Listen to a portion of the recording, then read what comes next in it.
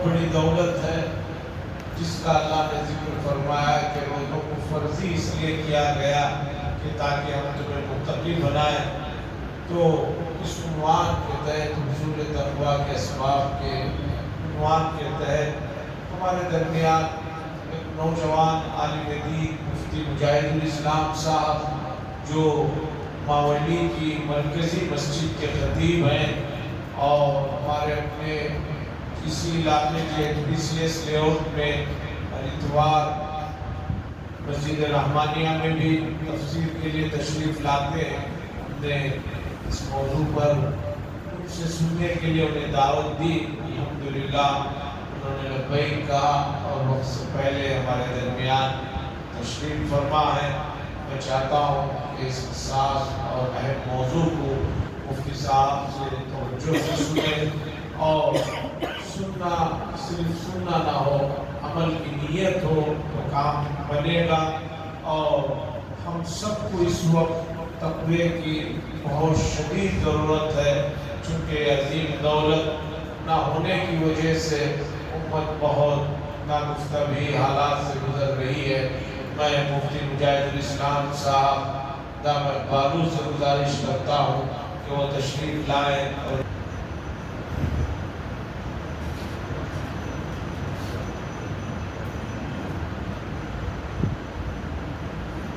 السلام علیکم ورحمۃ اللہ وبرکاتہ۔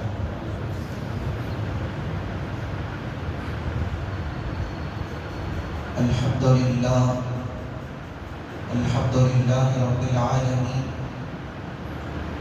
والصلاة والسلام علی سید الانبیاء والمرسلین، سیدنا محمد وآلہ واصحابہ اجمعین۔ قال اللہ تعالی: اعوذ باللہ من الشیطان الرجیم، بسم اللہ الرحمن الرحیم۔ یا ایھا الذین آمنوا کتب علیکم الصیام کما کتب علی الذین من قبلکم لعلکم تتقون۔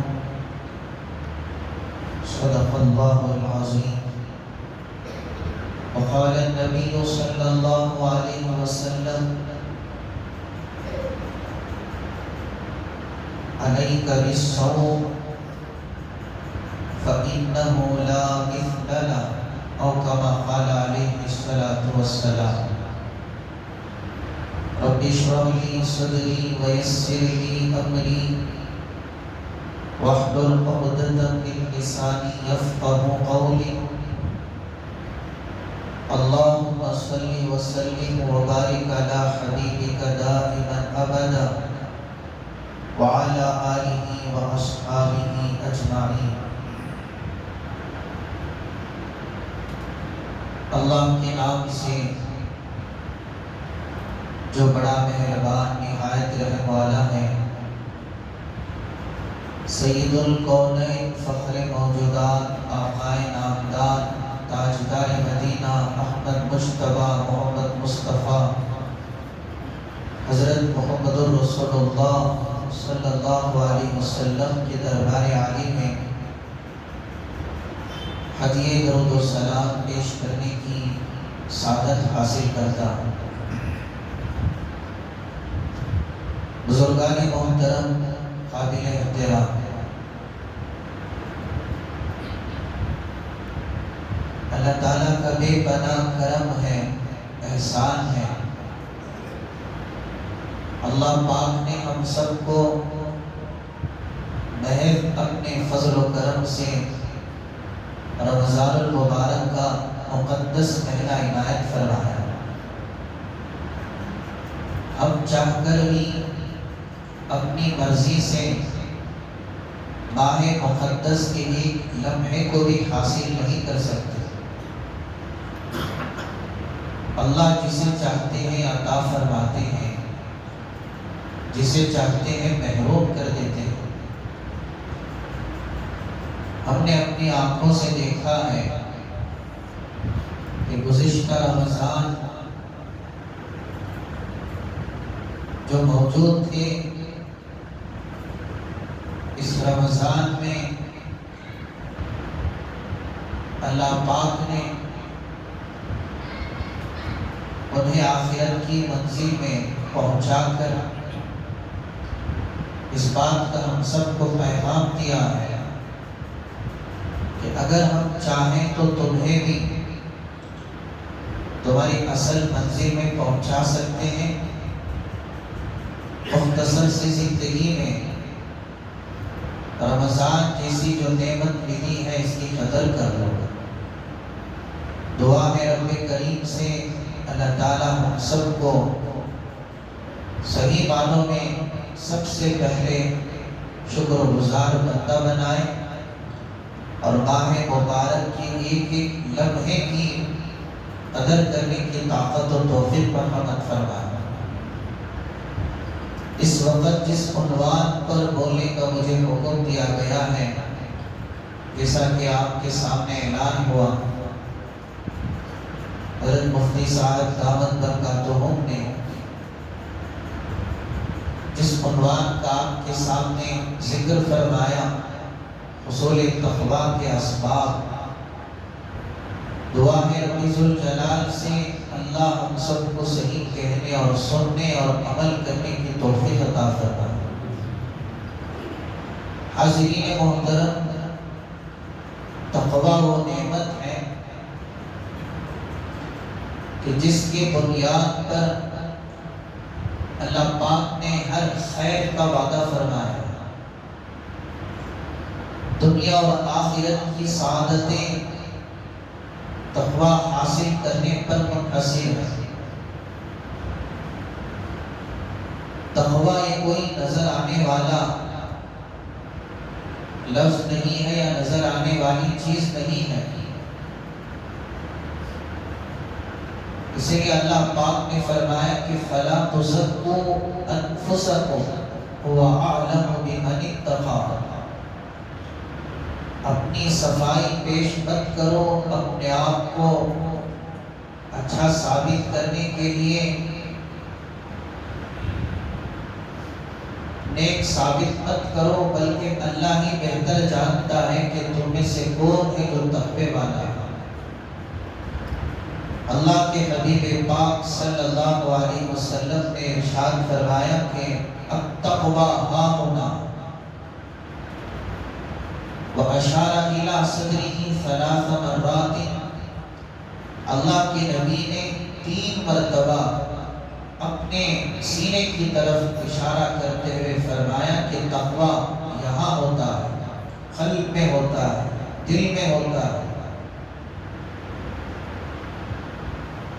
تقویٰ وہ عظیم شے ہے کہ جس کا تذکرہ کلام پاک میں بار بار آیا۔ تقریباً 258 مرتبہ اللہ پاک نے تقوی کو بیان کیا۔ سینکڑوں مقامات میں اللہ نے حکم دیا کہ اے ایمان والو اللہ سے ڈرو، اللہ سے ڈرو۔ یا ایھا الذین آمنوا اتقوا اللہ حق تقاتہ ولا تموتن الا وانتم مسلمون، کہ اے ایمان والو اللہ سے ڈرو جیسا کہ اس سے ڈرنے کا حق ہے، اور مت مرو مگر اس حال میں کہ تم مسلمان ہو، اسلام کی حالت میں تمہاری موت آئے۔ یا ایھا الذین آمنوا اتقوا اللہ وقولوا قولا سدیدا، یا ایھا الذین آمنوا اتقوا اللہ وکونوا مع الصادقین، یا ایھا الذین آمنوا اتقوا اللہ ولتنظر نفس ما قدمت لغد۔ تو ایک دو مقام میں نہیں، سینکڑوں مقامات میں اللہ پاک نے تقوی کا حکم دیا ہے۔ ڈرو اپنے رب سے، ڈرو اپنے رب سے جس سے ساری کائنات ڈرتی ہے، جس سے جبریل جیسا فرشتہ ڈرتا ہے، میکائیل، عزرائیل، اسرافیل جیسے فرشتے ڈرتے ہیں، کائنات کی ہر شے جس سے ڈرتی ہے، سورج جس سے ڈرتا ہے، چاند جس سے ڈرتا ہے۔ ڈرو اس پروردگار سے، ڈرو اس رب سے، تم پر حق بنتا ہے کہ تم خوف خدا کی زندگی گزارو۔ یاد رکھو جتنا تم اللہ سے ڈرو گے، کہ ڈرنا ایسا نہیں ہے جیسے کوئی دشمن سے ڈرتا ہے، سانپ سے ڈرتا ہے، بچھو سے ڈرتا ہے، شیر سے ڈرتا ہے، بلکہ اللہ سے ڈرنا یہ محبت والا ہے، شفقت والا ہے، اس کی محبت کا تقاضا ہے کہ اس سے ڈرو۔ کس طرح کہ جن چیزوں سے کرنے کا اللہ نے منع کیا ہے، روکا ہے، جن چیزوں کو اللہ نے حرام قرار دیا ہے، ان سے اپنے آپ کو بچاتے ہوئے ڈرو۔ یہی تقوی کا مفہوم ہے۔ اس بات کو جاننے کی کوشش کرو کہ حلال کیا ہے، حرام کیا ہے، صحیح کیا ہے، غلط کیا ہے۔ ہم اپنی زندگی میں آزاد نہیں ہیں کسی بھی اعتبار سے، جان کے اعتبار سے، مال کے اعتبار سے، جوانی کے اعتبار سے، لیل و نہار کے اعتبار سے، کسی بھی صورت میں ہم آزاد نہیں ہیں۔ ہر موقع پر بندے مومن کو چاہیے کہ اس بات کا لحاظ رکھیں کہ اس وقت میرا اللہ مجھ سے کیا کہہ رہا ہے۔ میں مسجد میں رہوں تو کس طرح رہوں، بازار میں رہوں تو کس طرح رہوں، گھر میں رہوں تو کس طرح رہوں، میری معاشرت کیسی ہو، معاملات کیسے ہوں، اخلاق کیسے ہوں، عبادات کیسی ہوں۔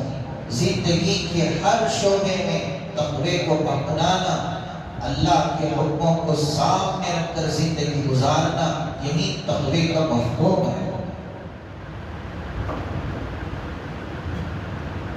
تقوی صرف عارضی طور پر چند روز گزارنے کا نام نہیں ہے، بلکہ موت کی شام تک، آخری سانس تک، زندگی کے ہر شعبے میں، ہر حصے میں اللہ تعالیٰ کے حکموں کو سامنے رکھا جائے۔ اور جو اللہ تعالیٰ سے ڈر کر زندگی گزارتے ہیں، اللہ کے حکموں کو سامنے رکھتے ہیں، اللہ کے حکموں کو بجا لاتے ہیں، اللہ کے حکموں کی عزت کرتے ہیں، اکرام کرتے ہیں، اللہ کی عزت و جلالت کی قسم اللہ ان سے کتنا خوش ہوتا ہے۔ تقوی پر ایک تو وعدے نہیں، اللہ پاک نے سینکڑوں وعدے فرمائے۔ اللہ تعالیٰ نے فرمایا وَمَن يَتَّقِ اللَّهَ يَجْعَل لَّهُ مَخْرَجًا، جو اللہ سے ڈرتا ہے ہر تنگی سے نکلنے کا راستہ اللہ فراہم کرتے ہیں۔ یاد رکھیں ہمارے نبی نے دعا فرما، یا اللہ جس چیز کو تو آسان کر دے کوئی مشکل نہیں کر سکتا، جس کو تو مشکل کر دے کوئی آسان نہیں کر سکتا۔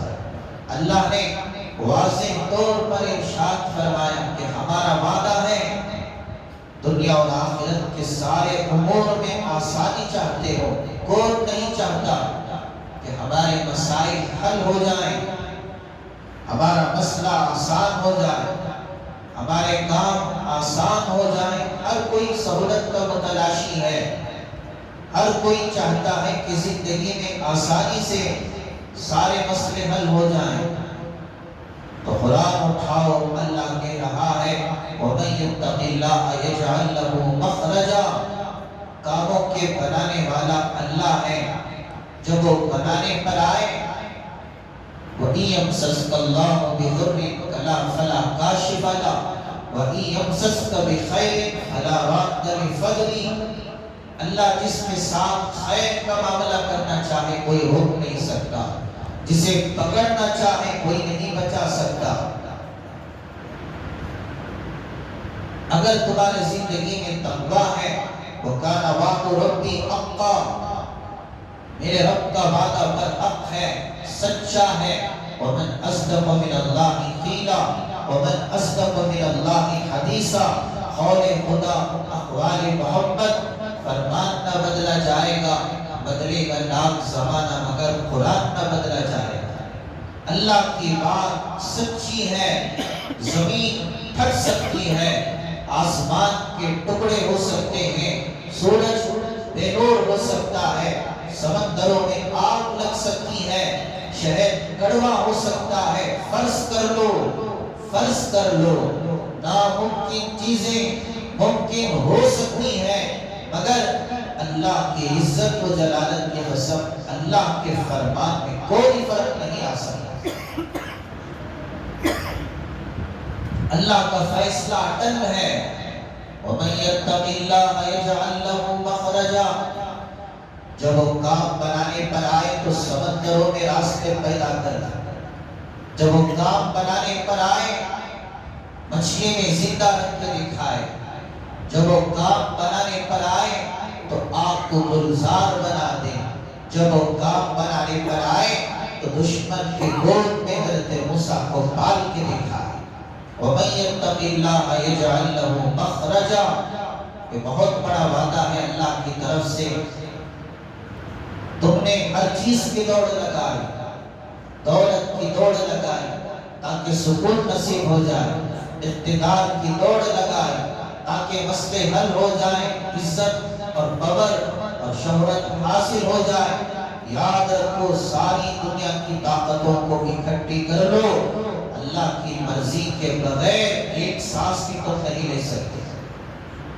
وَمَن يَتَّقِ اللَّهَ يَجْعَل لَّهُ مَخْرَجًا وَيَرْزُقْهُ مِنْ حَيْثُ لَا يَحْتَسِبُ، دوسرا وعدہ ہے جو اللہ سے ڈرتے ہیں اللہ ایسی جگہ سے انہیں روزی دیتے ہیں جہاں سے انہیں گمان تک نہیں ہوتا، خیال تک نہیں جاتا۔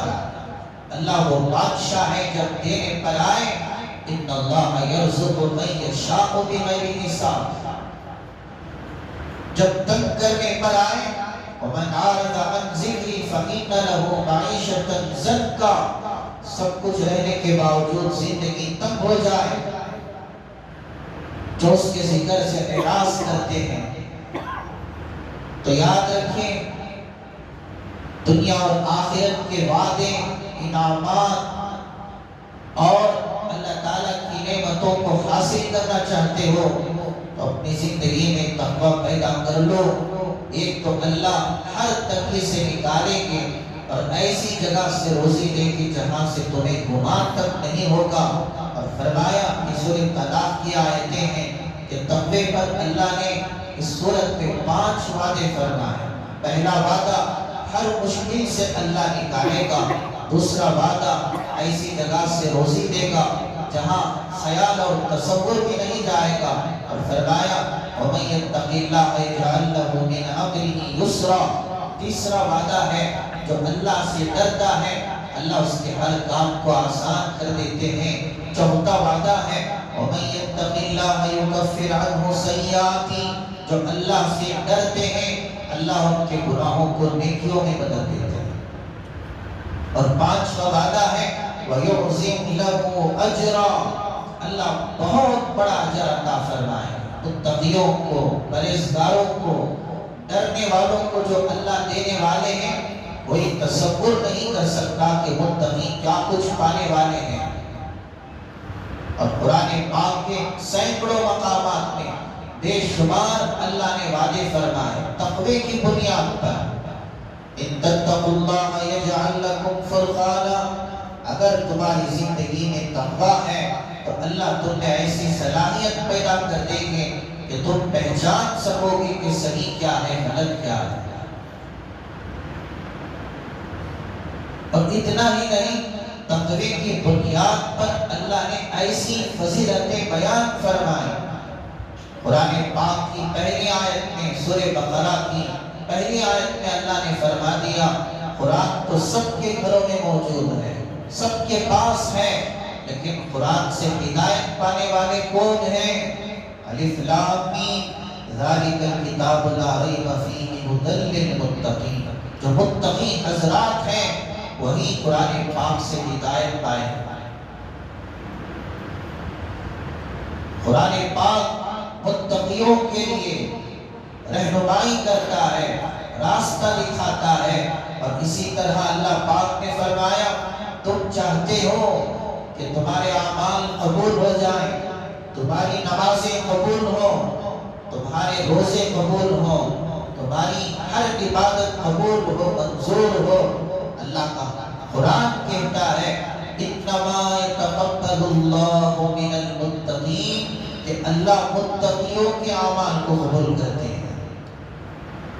اعمال کی قبولیت کا دار و مدار تقوی پر ہے۔ اگر تمہاری زندگی میں تقوی ہوگا تو سمجھ لو کہ تمہارا ہر عمل مقبول ہے۔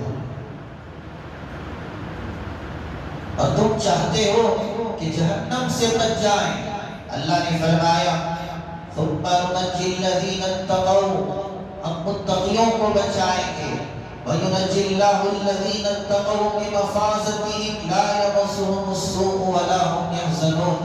ایک تو مقام میں نہیں، جہنم سے نجات متقیوں کو ملے گی، اور جنت متقیوں کے لیے ہے۔ اُعِدَّتْ لِلْمُتَّقِينَ وَأُزْلِفَتِ الْجَنَّةُ لِلْمُتَّقِينَ إِنَّ الْمُتَّقِينَ فِي مَقَامٍ أَمِينٍ إِنَّ لِلْمُتَّقِينَ مَفَازًا إِنَّ الْمُتَّقِينَ فِي جَنَّاتٍ وَنَهَرٍ إِنَّ الْمُتَّقِينَ فِي جَنَّاتٍ وَعُيُونٍ۔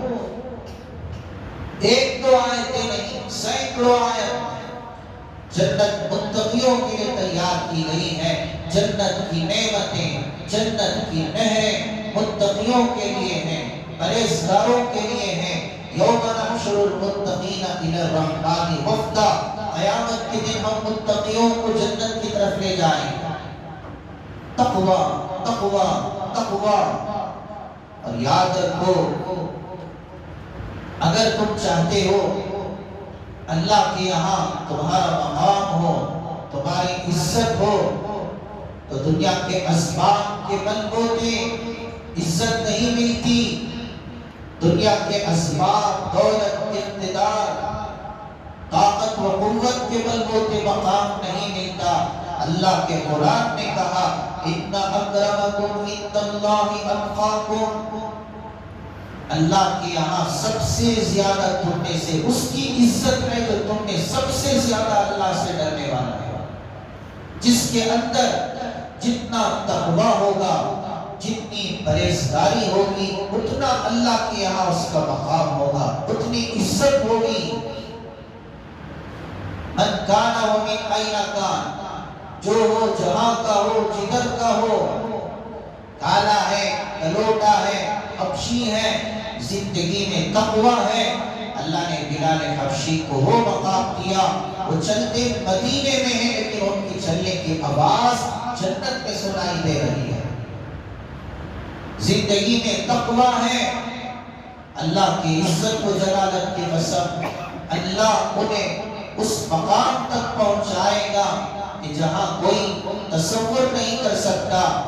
اور سب سے اونچا مقام اور سب سے اونچی عزت تو اللہ کی دوستی ہے، اللہ کی یاری ہے۔ آپ چاہتے ہیں کہ بہترین کوئی دوست مل جائے، اور کوئی کسی کو اچھا دوست ملا ہو، فخر کرتے ہیں کہ میرا فلاں دوست بہترین ہے، اچھا ہے، لیکن یاد رکھیں اللہ سے بڑھ کر کون ہے، اللہ سے بہتر کون ہے، اللہ سے اعلیٰ کون ہے، اس سے افضل کون ہے۔ اگر اللہ ہمیں اپنا دوست بنا لے تو گویا دونوں جہاں کے کام بن گئے۔ تو سنو دوستی کا اعلان اللہ کر رہا ہے، ان اولیاء الا المتقون۔ سنو، اللہ کے دوست وہی ہیں جو متقی ہیں، پرہیزگار ہیں، کہ جن کی زندگیوں میں تقوی ہے وہی اللہ کے دوست ہیں، اللہ ان کا دوست ہے۔ واللہ ولی المتقین، اللہ متقیوں کا دوست ہے۔ اور اللہ نے اولیاء اللہ کی پہچان بتائی، الا ان اولیاء اللہ لا خوف علیہم ولا هم يحزنون الذین آمنوا وکانوا یتقون۔ جہاں اللہ نے اپنے ولیوں کی تعریف کی تو فرمایا ان کے اوصاف یہ ہے کہ کامل ایمان رکھتے ہیں اور زندگی میں تقوی اپناتے ہیں۔ تو آپ نے قرآن پاک کی آیتوں سے سنا کہ دنیا اور آخرت کے جتنے وعدے ہیں تقوی پر منحصر ہیں۔ تقوی تقوی، خوف خدا، ڈر۔ اب یہ دولت کیسے حاصل ہوتی ہے؟ حصول تقوی کے اسباب کیا ہیں؟ یوں تو اللہ پاک نے تقوی حاصل کرنے کے لیے بہت سے پیغامات دیے۔ ہماری رہنمائی فرمائے۔ ایک مقام میں اللہ نے فرمایا یا ایھا الذین آمنوا اتقوا اللہ وکونوا مع الصادقین، اے ایمان والو اللہ سے ڈرو اور سچوں کے ساتھ ہو جاؤ۔ حضرات مفسرین نے فرمایا اللہ نے اس آیت مبارکہ میں یہ سمجھا رہا ہے کہ اگر تم تقوی حاصل کرنا چاہتے ہو تو نیک لوگوں کی صحبت اختیار کرو، سچوں کے ساتھ اٹھنا بیٹھنا، ان کی ہم نشینی اختیار کرو۔ تو یہ بھی ایک سبب ہے تقوی حاصل کرنے کے لیے۔ اور دوسرے مقام میں اللہ نے فرمایا یا ایھا الذین آمنوا اتقوا اللہ وقولوا قولا سدیدا، کہ اے ایمان والو اللہ سے ڈرو اور سیدھی بات کہو، درست بات کہو۔ حضرات مفسرین نے فرمایا تقوی حاصل کرنے کے لیے زبان کو قابو میں رکھنا، زبان کا صحیح استعمال کرنا، یہ بھی ایک اہم ترین سبب ہے کہ جس سے تقوی کی دولت نصیب ہوتی ہے۔ اسی طرح اللہ نے فرمایا یا ایھا الذین آمنوا اتقوا اللہ ولتنظر نفس ما قدمت لغد، کہ اے ایمان والو اللہ سے ڈرو اور ہر جاندار غور و فکر کرے کہ کل قیامت کے دن اس نے آگے کے لیے کیا بھیجا، کیا تیاری کر رکھی ہے۔ تو آخرت کو سامنے رکھنا، موت اور قبر کے تذکرے یہ بھی دلوں میں تقوی کو پیدا کرتے ہیں۔ تو جو تقوی کو پیدا کرنے کے لیے جو اسباب بیان کیے گئے ان میں اہم ترین سبب خطبے کے شروع میں تمہید میں نے جس آیت مبارکہ کی تلاوت کی رمضان سے متعلق یا ایھا الذین آمنوا کتب علیکم الصیام کما کتب علی الذین من قبلکم لعلکم تتقون، کہ اے ایمان والو تم پر روزے فرض کیے گئے ہیں جیسا کہ تم سے پہلے پچھلی قوموں پر روزے فرض کیے گئے تھے۔ تو روزے اللہ نے کیوں فرض کیے ہیں؟ نعوذ باللہ کیا اس کے خزانوں میں کمی آ گئی تھی کہ 11 مہینے کھلاتا رہا، اب 1 مہینہ بھوکے رہو پیاسے رہو، جبکہ آپ جانتے ہیں کہ رمضان میں جتنا کھاتے ہیں غیر رمضان میں اتنا نہیں کھاتے۔ اللہ کو کیا ملے گا ہمیں بھوکا رکھنے سے، پیاسا رکھنے سے؟ کیا اس کے خزانوں میں اضافہ ہو جائے گا؟ وَلِلَّهِ خَزَائِنُ السَّمَاوَاتِ وَالْأَرْضِ، آسمان و زمین کے خزانے اللہ کے قبضے میں ہیں، ہماری عبادتوں سے کوئی اس کو فائدہ ہونے والا نہیں۔ تو کیا مقصد ہے کہ اللہ نے روزوں کو فرض کیوں کیا؟ فرمایا لَعَلَّكُمْ تَتَّقُونَ، میرے بندوں تاکہ تم متقی ہو جاؤ، پرہیزگار ہو جاؤ۔ تم نے ابھی قرآن کی روشنی میں تقوی پر انعامات کو سماعت کیا کہ کیا کیا انعامات سے اللہ نوازنے والے ہیں۔ تو یوں سمجھیے اللہ کی دوستی چاہتے ہو تو روزہ اہم ترین سبب ہے، جنت کا ٹھکانہ چاہتے ہو روزہ اہم ترین سبب ہے، جہنم سے بچنا چاہتے ہو روزہ اہم ترین سبب ہے، مسائل کو حل کروانا چاہتے ہو روزہ اہم ترین سبب ہے، قرآن سے ہدایت پانا چاہتے ہو روزہ اہم ترین سبب ہے، گناہوں کی معافی چاہتے ہو روزہ اہم ترین سبب ہے، اجر عظیم چاہتے ہو روزہ اہم ترین سبب ہے، بغیر حساب کے، بغیر تصور کے، بغیر گمان کے روزی چاہتے ہو روزہ اہم ترین سبب ہے۔ غرض دنیا اور آخرت کی ساری جو تقوی پر وعدے ہیں اللہ وہ دولت تمہیں روزے کے ذریعے دینا چاہتا ہے۔ بطور تربیت کے، بطور مشق کے اللہ نے روزے میں وہ تاثیر رکھی ہے۔ حضرت ابو امامہ رضی اللہ تعالیٰ عنہ نے سرکار مدینہ صلی اللہ علیہ وسلم سے درخواست کی یا رسول اللہ مرنی بِأَمْرٍ يَنْفَعُنِي اللَّهُ بِهِ، آپ مجھے کسی ایسے عمل کا، کسی ایسی چیز کا حکم فرمائے جس سے اللہ مجھے دونوں جہاں میں نفع پہنچا۔ اللہ کے حبیب پاک صلی اللہ علیہ وسلم نے فرمایا علیک بالصوم، تمہیں چاہیے کہ روزہ رکھو، تم پر روزہ ضروری ہے، یعنی روزے کا اہتمام کرو۔ فرمایا فَإِنَّهُ لَا مِثْلَ لَهُ، روزے جیسی کوئی عبادت نہیں، روزے کا کوئی مثل نہیں۔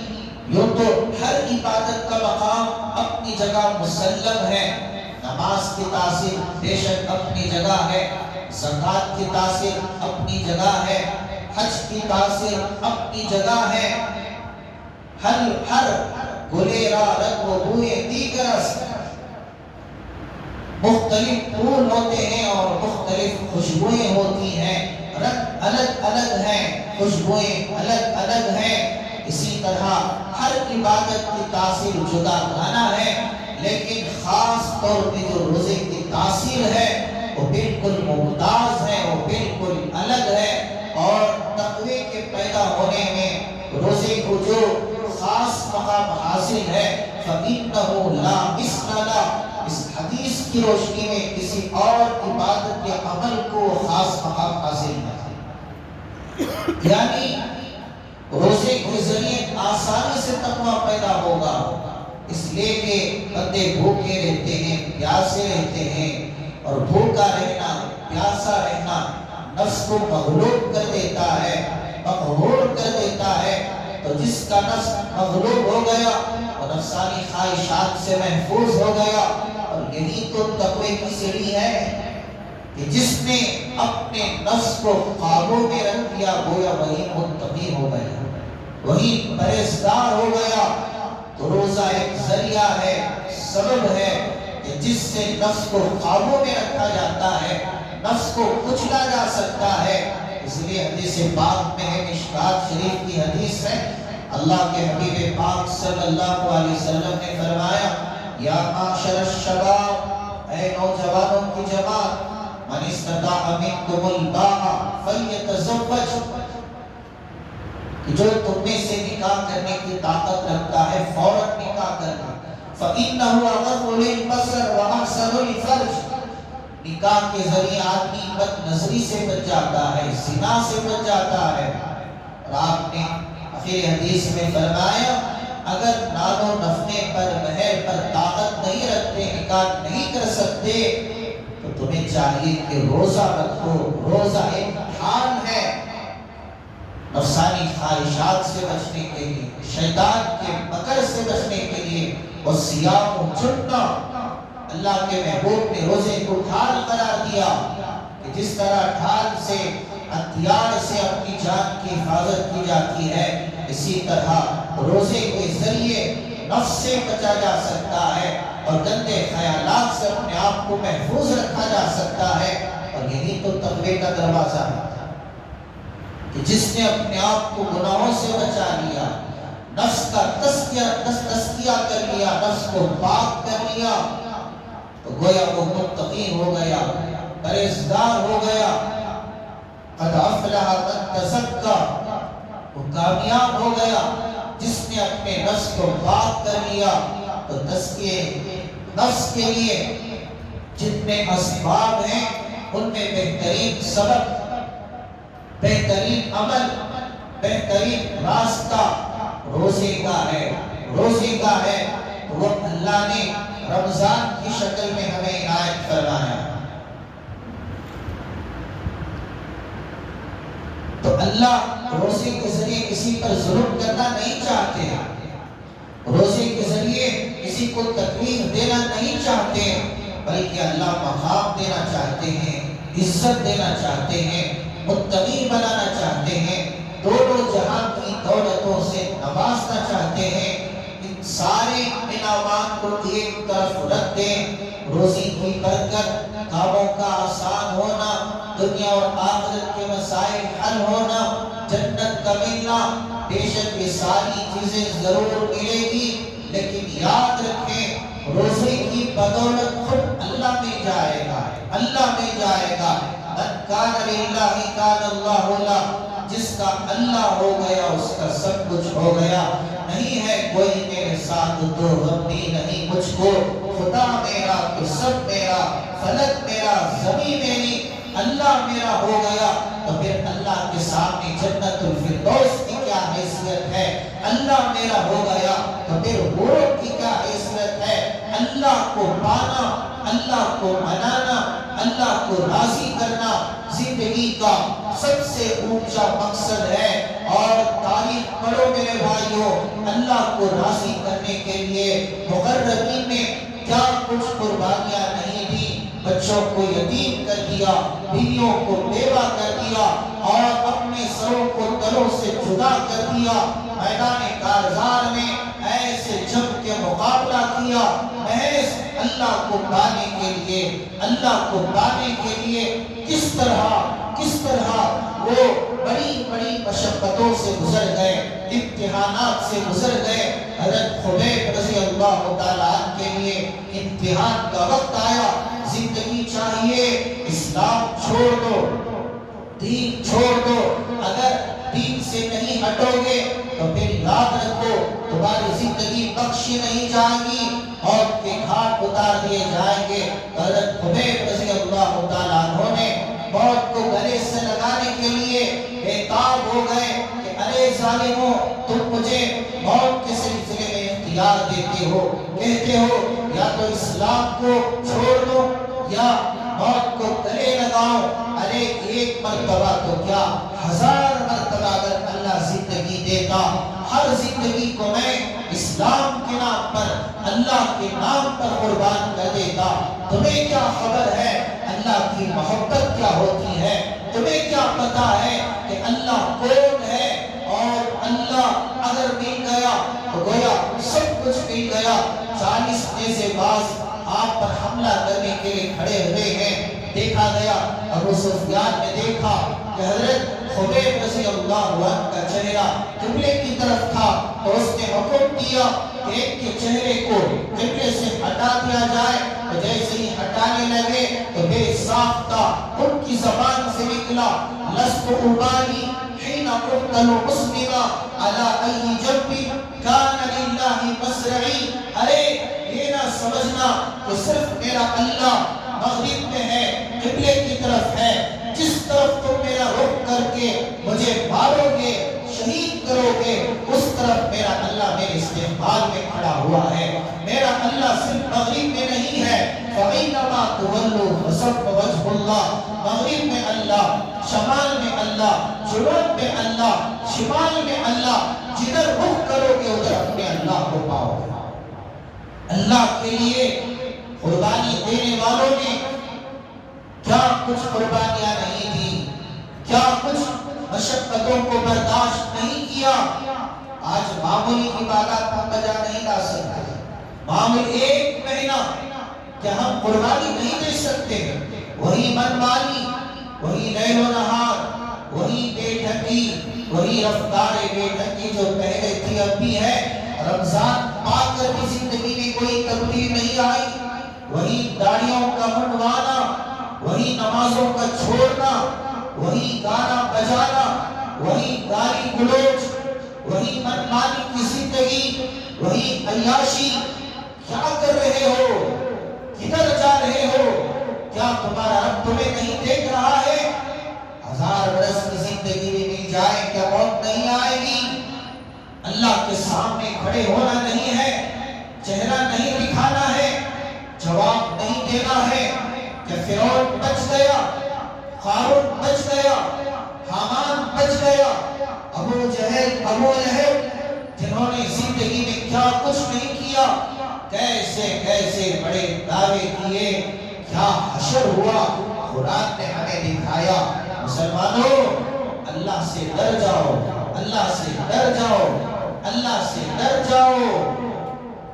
ہر کسی پر موت کا وعد ہونے والا ہے، ہر کسی کو قبر کی منزل میں تا قیامت سونا ہے، اللہ کے سامنے چہرہ لے کے جانا ہے، بادشاہ کے سامنے کھڑے ہونا ہے۔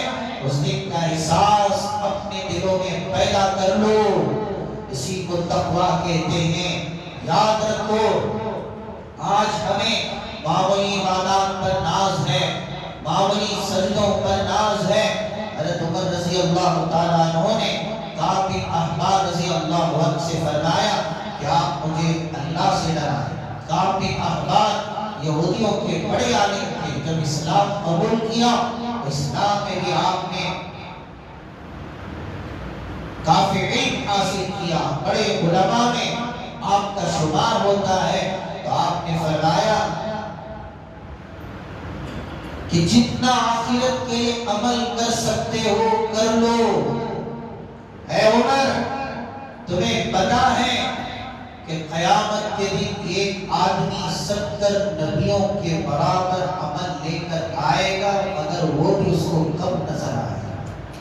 70 پیغمبروں کے برابر عمل لے کر آئے گا، لیکن قیامت کا خوفناک دن ایسا ہوگا کہ انبیاء بھی نفسی نفسی کے عالم میں ہوں گے۔ یا ربی نفسی نفسی، تو میرا کیا عالم ہوگا، آپ کا کیا حال ہوگا؟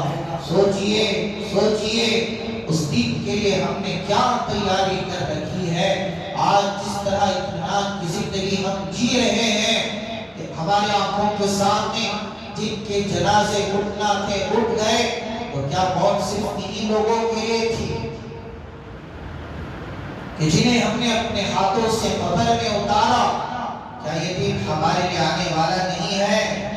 اللہ کے لیے ابھی بھی وقت ہے، رمضان کا مہینہ ہے، رحمت والا عشرہ ہے، اللہ دینے کے لیے تیار ہے، وہ سخیوں کا سخی ہے، وہ نوازنا چاہتا ہے۔ کہنے والوں نے کیا خوب کہا، مغفرت کرنے کے لیے خدا نے بہانے بنا دیے۔ ابھی شب برات کا موقع لایا، رمضان کا موقع لایا، کیوں لایا؟ تمہارا اللہ تم سے محبت کرتا ہے، تمہاری توبہ کا انتظار کر رہا ہے۔ کاش یہ بندہ اب توبہ کر لے گا، اب غفلت سے باز آ جائے گا، اب اس کی آنکھیں کھل جائیں گی، اب اپنے اللہ کو منا لے گا، اب اپنے اللہ کو خوش کر لے گا۔ جب آئے گا، جس وقت آئے گا، جس پل آئے گا، اللہ کے در کو کھلا ہوا پائے گا۔ اللہ سے بڑا مہربان کوئی نہیں، اللہ سے بڑا کریم کوئی نہیں۔ تو میرے بھائیوں، رمضان جس مہینے کو پاک کر لی، اگر ہم نے اپنی مغفرت نہیں کروائی تو اسی لیے اللہ کے حبیب پاک صلی اللہ علیہ وسلم نے فرمایا یہ بڑا بد نصیب انسان ہے، لعنت بھیجی گئی ہے، بد دعا کی گئی ہے۔ بلکہ حضرات علماء نے فرمایا خنزیر ایسے مسلمان سے پناہ مانگتا ہے جو رمضان کا مہینہ پا کر بھی اپنی مغفرت نہ کر رہا ہے۔ کتا پناہ مانگتا ہے کہ تو نے مجھے یا اللہ کتا تو بنایا لیکن ایسا انسان نہیں بنایا جو تیری اتنی بڑی نعمت کی ناقدری کرے کہ مغفرت کی رحمت کی بارش برس رہی ہو، میرے بھی وہ ناشکرہ ہو جائے، مغفرت سے محروم ہو جائے، تو اس سے بڑا بد نصیب اور کون ہوگا؟ تو ہمیں سے ہر ایک کے لیے ضرورت ہے اس بات کی کہ آج اللہ کے سامنے ہمارے روزے، ہمارا تہجد پڑھنا، ہمارے حج اپنی جگہ ہے، لیکن اللہ کے حضور میں گڑ گڑاؤ مانگو، لاکھ سجدے اپنی جگہ، لیکن یا اللہ جب تک تیری رحمت متوجہ نہ ہو اور تیری محبت کی نگاہ مجھ پر نہ ہو اور جب تک تیرا فضل نہ ہو، میں دنیا میں نجات پا سکتا ہوں نہ آخرت میں نجات پا سکتا ہوں۔ تو اللہ کو خوش کرنے کے لیے رمضان سے بڑھ کر اور کون سا مہینہ ہو سکتا ہے؟ تقویٰ پیدا کرنے کے لیے رمضان سے بڑھ کر اور کون سا مہینہ ہو سکتا ہے؟ اللہ ہی ہم سب کو کہنے سننے سے زیادہ عمل کی توفیق عطا فرمائے۔ صحیح معنوں میں اللہ ہم سب کو ایسے روزے نصیب فرمائے کہ یہ رمضان ہماری زندگی میں انقلاب پیدا کر دے۔ صحیح معنوں میں اللہ ہمیں متقی بنائے، اپنی دوستی عطا فرمائے، اپنی یاری عطا فرمائے، اس رمضان کو سبب بنا کر اللہ ہم سے راضی ہو جائے، اپنے نبی کو ہم سے راضی کر دے۔ اخیر میں تمام ذمہ داروں کا مزید مخراج کے سارے ہی ذمہ دار حضرات کا ممنون و مشکور ہوں کہ آپ نے کچھ حقیق کو دعوت دی آپ کے سامنے لب گشائی کا موقع عنایت فرمایا۔ اللہ آج اس مجلس کو قبول فرما کر اٹھنے سے پہلے ہم سب کے حق میں مغفرت کے فیصلے فرمائے، آمین ثم آمین وآخر دعوانا الحمدللہ۔ درود شریف۔ اللهم لك الحمد كله ولك الشكر كله وصل على حبيبك سيدنا ونبينا ومولانا محمد وبارك وسلم۔ ربنا آتنا في الدنيا حسنة وفي الآخرة حسنة وقنا عذاب النار۔ اے اللہ ہم سب کے گناہوں کو معاف فرما، ہم سب کی خطاؤں کو درگزر فرما، ہم کہتے سنتے بہت زیادہ ہیں۔ یا اللہ جب تیرا ایک ایک حکم نازل ہوتا تھا فرشتوں میں کب کبھی تاری ہو جاتی تھی، جبریل جیسا فرشتہ تیرے خوف سے اللہ لرزتے، خوف کھاتے ہوئے چوسے کے مانی ہو جاتا تھا۔ یا اللہ آج کتنی آیات ہم سن رہے ہیں، سنا رہے ہیں، لیکن نہ کوئی دلوں پر اثر ہوتا ہے، نہ زندگی بدلتی ہے، نہ رونا نصیب ہوتا ہے، نہ تجھ سے ڈرنا نصیب ہوتا ہے۔ سب دل انسان ہیں، حد درجہ انسان ہیں، حد درجے یا اللہ آخرت سے غافل ہیں، موت سے غافل ہیں، دھوکے کے گھر میں ہیں۔ یا اللہ اگر کوئی بچا سکتا ہے تو صرف تیری ذات ہے، تو ہی بچا سکتا ہے۔ اے اللہ جسے تو بچا لے اسے دنیا کی کوئی طاقت گمراہ نہیں کر سکتی، جسے تو چھوڑ دے کوئی اسے ہدایت نہیں دے سکتا۔ ہمیں سے ہر ایک لاکھ دین کی باتیں سنے سنائے مگر تیرے توفیق پہ محتاج ہے۔ یا اللہ ہدایت کے پیاسے، یا اللہ ہمیں سے ہر ایک کے حق میں ہدایت کے فیصلے فرما، ہماری جھولیوں میں ہدایت کی بیج ڈال دے، ہمارے دلوں کو بدل دے۔ تیرا کچھ نہیں بگڑے گا، تیرے خزانے میں کوئی کمی نہیں آئے گی۔ موت سے پہلے اے اللہ سجدوں کی لذت ہمیں دے دے۔ یا اللہ جنہوں نے سجدوں کی لذت پائی ساری رات سجدوں میں گزار دیا کرتے تھے، تیری اے اللہ مقرب بندی تیرے پیارے محبوب کی بیٹی حضرت فاطمہ ساری رات سجدے میں گزارتی، جیسی فجر کی اذان ہوتی جب سلام پھیر کر ہاتھ اٹھا کر دعا کرتی، یا اللہ تیری بندی فاطمہ کی رات کتنی چھوٹی ہو گئی۔ آج ہمیں یا اللہ تھوڑا سبق تراویح کی دینے کے لیے مشکل ہو گئے، آج چند رکعتیں پڑھنا ہمارے لیے مشکل ہے۔ کیسے غافل انسان ہے، کیسے بے پرواہ ہے، کیسے بد نصیب ہے۔ اے اللہ ہمیں معاف کر دے، اے اللہ ہمیں معاف کر دے۔ موت سے پہلے قرآن کی لذت ہمیں عطا فرما دے، موت سے پہلے تیرے سامنے رونے کا مزہ ہمیں دے دے۔ دنیا کی کسی عیش و عشرت میں وہ لذت نہیں ہے جو تیرے سامنے گڑ گڑانے میں لذت ہے، جو تیرے سامنے رونے میں لذت ہے، جو تیرے سامنے آنسو بہانے میں لذت ہے۔ یا اللہ وہ دنیا کی کسی چیز میں نہیں ہے، ہمیں بھی اے اللہ وہ لذت عطا فرما۔ تجھے منانے والا ہمیں معلوم بھی نہیں کہ تو ہم سے راضی ہے یا ناراض ہے۔ یا اللہ اگر تو ناراض ہے تو یا اللہ اپنی ناراضگی دور کر دے، ہم سے راضی ہو جائے، ہمیں مخلص بندے بنا، ریاکار بندے نہ بنا، رسمی رواجی مسلمان نہ بنا۔ زندگی کیسے بھی گزر جائے گی یا اللہ، زندگی تو گزرنے ہی کے لیے ہے، موت تو میرے حال آئے گی، لیکن یا اللہ اس حال میں موت آئے یا اللہ تو ہم سے راضی ہو، تیرے نبی ہم سے راضی ہو۔ اگر تو ناراض رہا تو کہاں جائیں گے، کدھر جائیں گے، اور ہمارا کیا ہوگا؟ کوئی ساتھ نہیں آئے گا، کوئی ساتھ نہیں آئے گا۔ تجھے تیری رحمتوں کا واسطہ ہم سب پر کرم فرما، رحم فرما، احسان فرما۔ رحمت والا اشرا ہے، ہماری جھولیوں کو رحمت سے بھر دے، ہمارے مسائل اپنی رحمت سے حل کر دے، ہماری بگڑیوں کو بنا دے، مسلمانوں پر کرم فرما، رحم فرما۔ یا اللہ آج ہمارے بدعمال کے نتیجے میں بدعمالیوں کی وجہ سے ہم ذلیل و رسوا ہیں، سارے عالم میں مسلمانوں کو نشانہ بنایا جا رہا ہے. ہمارے اس ملک میں، ہماری اس ریاست میں مسلمانوں کے ساتھ ناانصافی کی جا رہی ہے، ظلم کیا جا رہا ہے. یا اللہ بے شک ہم اس بات کا اقرار کرتے ہیں، ہم رسمی رواجی مسلمان ضرور ہیں، مگر پھر بھی مسلمان یا اللہ تیرا ہی نام لیتے ہیں، تیرے ہی سامنے سر جھکاتے ہیں، تیرے لیے بھوکے ہیں، تیرے لیے پیاسے ہیں اللہ، اور کوئی مقصد نہیں ہے، کوئی مقصد نہیں ہے. اگر کوئی ہمیں بند بھی کر دے، انتہا ہو جائے پیاس کی، شدت کی، لیکن پھر بھی اللہ ساری چیزیں رہنے کے باوجود ایک قطرہ پانی اپنے حلق سے نیچے نہیں اتاریں گے. اس لیے یہ میرے رب کا حکم ہے. اللہ دیکھ رہا ہے، اللہ دیکھ رہا ہے. یہ پیاسے رہنا تیرے لیے، یہ بھوکا رہنا تیرے لیے، سحری میں اٹھنا تیرے لیے، افطاری میں روزہ کھولنا تیرے حکم سے ہے. اللہ سجدہ تراویح کرے کہ سجدہ تیرے لیے، قرآن کا سننا سنانا تیرے لیے، تاکہ تم ہم سے راضی ہو.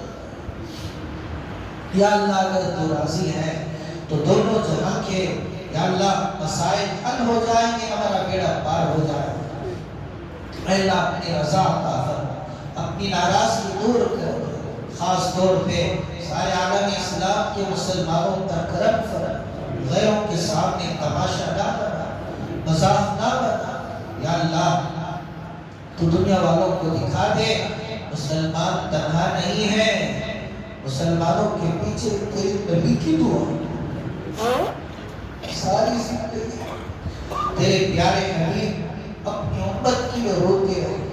یا اللہ میری امت، یا اللہ میری اپنے حبیب کی امت پر رحم فرما، کرم فرما، ظالموں کے سامنے کمزور نہ بنا، مغلوب نہ بنا. اے اللہ تماشا نہ بنا، مذاق نہ بنا، ظالموں کو مسلط نہ فرما. اے اللہ اگر تو مدد کرنے پر آئے تو سمندروں میں راستے بنا دے، اگر تو مدد کرنے پر آئے تو آگ کو گلزار بنا دے، اگر تو مدد کرنے پر آئے کیا کچھ تیرے قبضے میں نہیں ہے، تو کن فیکون کا بادشاہ ہے. اے اللہ تیری چاہت ہی سب کچھ ہے، تیرا فیصلہ ہی سب کچھ ہے. یہاں وہ نہیں ہوگا جو دنیا کے بادشاہ چاہیں گے، یہاں وہ ہوگا جو تیری چاہت ہے، یہاں وہ ہوگا جو تیری مرضی ہے. زمین پر تیری قدرت ہے، بحر و بر پر تیرا اختیار چلتا ہے. تو اکیلا بحر و بر کا بادشاہ ہے، جو تو چاہتا ہے وہی ہوتا ہے. ہم سب تیرے عاجز محتاج بنتے ہیں، آج ہے ایک لمحے کا بھروسہ نہیں. کیا ہماری حیثیت ہے، ہم گندے ہیں، نافرمان ہیں. تو سب سے اعلیٰ ہے، سب سے پاک ہے، سب سے بڑا ہے. یا اللہ ہمیں معاف کر دے، ہم پر رحم فرما، ہمیں اپنا بنا دے. اے اللہ روزے کا جو سب سے بڑا فائدہ تقویٰ ہے، وہ دولت ہونے سے ہر ایک کو نصیب فرما، اپنا ڈر، اپنا خوف نصیب فرما. ہماری اور ہمارے نسلوں کی زندگیوں کو بدل دے، گھروں کے ماحول کو بدل دے. اے اللہ ہمارے بازار، ہماری معاشرت میں، ہر چیز میں اللہ تیرا ڈر نظر آئے، ایسے فیصلے فرما. تجھ سے ڈرنے والا بنا. آج ہم نے تجھ سے ڈرنا چھوڑ دیا، گلی کا کتا بھی ہمیں ڈراتا ہے. اے اللہ ہمارے اس جرم عظیم کو معاف کر دے.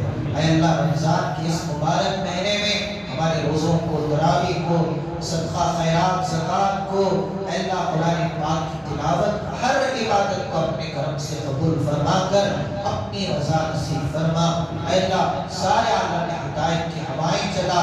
یہاں جتنے حضرات ہیں، نوجوان، بزرگ حضرات، بچے، سب کی فریاد کو قبول فرما. اللہ جو مانگا ہے وہ بھی عطا فرما، جو مانگنے سے رہ گا اللہ وہ بھی عطا فرما. بیماروں کو شفا دے، قرضداروں کے قرضوں کو عطا فرما، مرحومین کی مغفرت فرما. جنہوں نے دعاؤں کی درخواست کی جائز مقاصد کو پورا فرما. جب تک زندگی باقی رہے ایمان اور اسلام پر استقامت نصیب فرما. جو موت کی گھڑی آئے تو یا اللہ ہم میں سے ہر ایک کو کلمے والی موت نصیب فرما. ہماری دعاؤں کو محض اپنے فضل و کرم سے حضرت رسول اللہ صلی اللہ علیہ وسلم کے صدقے طفیل میں قبول فرما. سبحان ربک رب العزت عما یصفون وسلام علی المرسلین والحمد